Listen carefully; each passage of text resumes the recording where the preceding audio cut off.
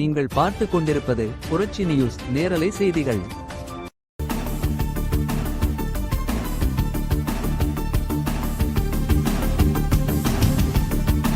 திண்டுக்கல் மாவட்டம் நிலக்கோட்டையை அடுத்த அம்மையநாயக்கனூரில் பேரூராட்சி ஊராட்சிகளில் பணிபுரியும் டெங்கு கொசுப்புழு ஒழிப்பு முன்களப் பணியாளர்களின் மாவட்ட அளவிலான ஆலோசனைக் கூட்டம் வட்டாரத் தலைவர் பிரவீன்குமார் தலைமையில் நடைபெற்றது. கூட்டத்திற்கு சிறப்பு அழைப்பாளராக கலந்து கொண்ட மாநில தலைவர் ஜெயவேல் சிறப்புரையாற்றி பேசி பல்வேறு ஆலோசனைகளை வழங்கினார்.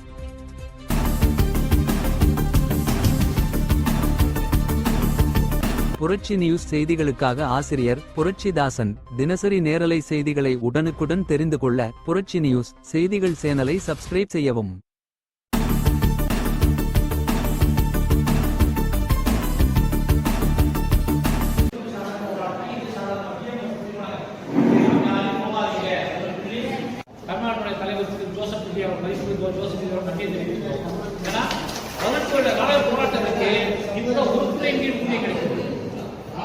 ஏதோ ஒரு டிபார்ட்மெண்ட் இருந்தாலும் நம்ம மாணவ துறைக்கு போக முடியும்.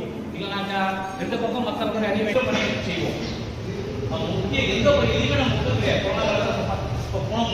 பாடி குறைக்கிறது, அவங்களை டிஸ்போஸ் பண்ணுறது, அந்த இடத்துல க்ளீன் பண்ணுறது, அட்மிஷன் போடுறது, அட்மிஷன் வீட்டை கொடுத்து சுத்தப்படுத்துறது, மலேரியா சிக்கன்குனியா அனைத்து தொழில்முறைக்கும் நம்ம கண்காணிச்சு அவங்க சரியாக வரைக்கும் நம்மளை பார்த்து கொடுப்பாங்க.